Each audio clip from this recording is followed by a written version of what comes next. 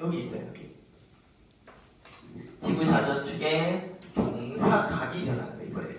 자, 지구 자전축의 경사각 변화예요. 이건 방향 변화고 얘는 각도 변화. 자, 지구 자전축은 몇 도 기울어져 있죠? 23.5도 기울어져 있지. 그런데 얘가 약 21.5도에서부터 24.5도까지 기울기가 조금씩 변한대. 한 3, 4도 정도. 근데 얘도 주기를 보시면 4만 1000년이에요. 4만 1000년. 그러면 21.5도였다가 24.5도가 됐다가 다시 21.5도까지 되는데 4만 1000년이니까 그치? 지금 한 24.5도 정도 돼 있으니 아직 멀었네. 한 2만 년 기다리시면 한 2만 1000년?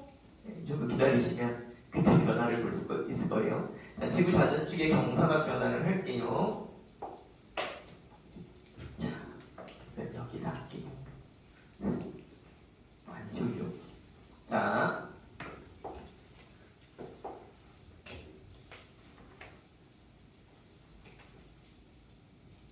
이렇게 됐죠? 얘가 지구입니다.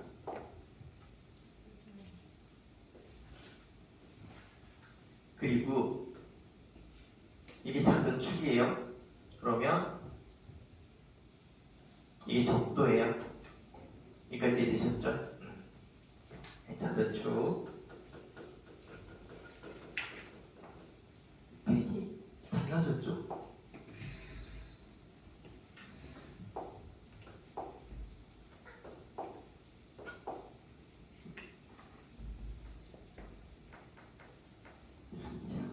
자, 이때 얘가 태양입니다. 태양 이쪽에 있어. 자, 그럼 북반구는 계절이 뭐야? 자, 북반구는 현재 여름, 남반구는 현재 겨울이에요. 그죠? 북반구는 여름, 남반구는 겨울. 자, 우리나라 기준으로 이야기를 하겠습니다. 자, 우리나라가 어디 있냐면 위도야 37.5도 정도 되니까.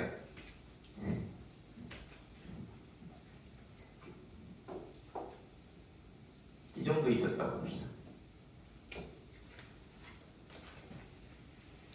좀 더 올라가야 되나? 37.5도면 이 정도 있었다고 합시다. 우리나라 위도예요. 자, 뭐 할 거냐면 현재보다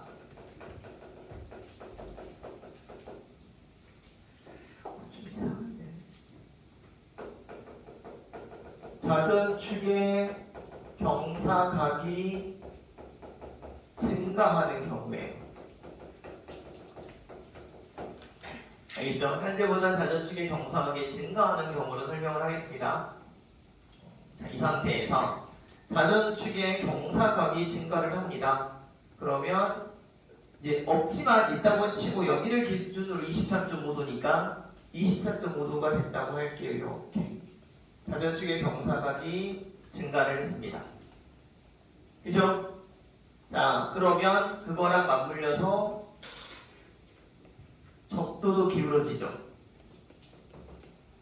적도도 아래로. 그러면 우리나라도 이만큼 아래로 내려오지. 위도는 안 변하니까. 위도는 적도를 기준으로 37.5도 떨어진 곳이 그 우리나라의 지역이니까. 여기까지 이해되셨죠? 자, 그런데 태양으로부터 오는 태양광선은 지구를 향해서 어떻게 입사된다? 나란하게 입사된다. 그러면 이렇게 경사각이 증가했을 때 우리나라 같은 경우는 단위 면적당 받는 에너지가 23.5도일 때보다 24.5도일 때가 더 커졌지. 좀 더 수직으로 맞으니까. 이제 이 기후변화 이야기를 할 때는 중위도 지방을 가지고 이야기하는 거예요. 우리나라 정도. 왜냐하면 어차피 60도 이상은 겨울이에요. 계절 변화가 없어.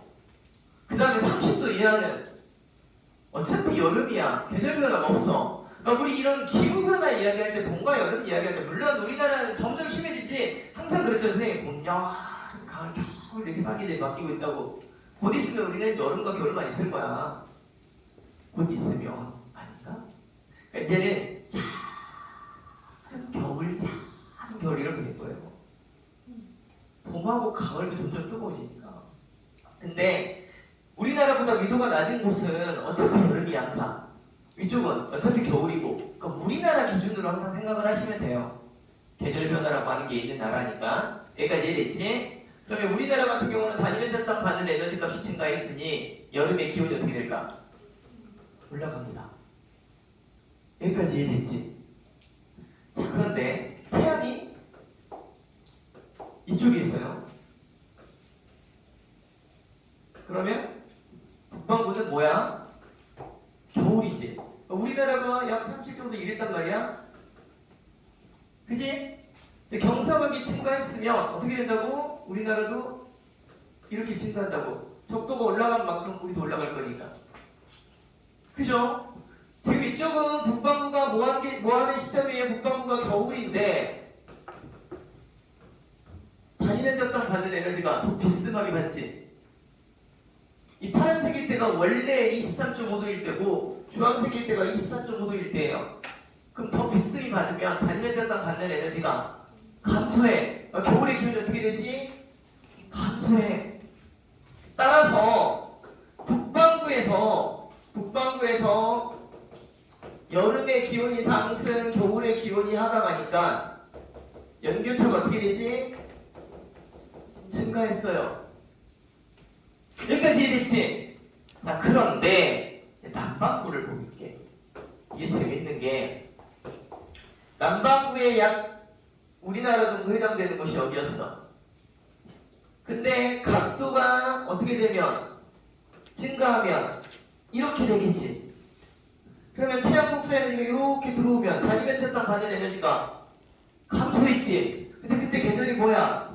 겨울이야. 겨울에 단위면적 땅 받는 에너지가 감소하면 기온이 낮아져.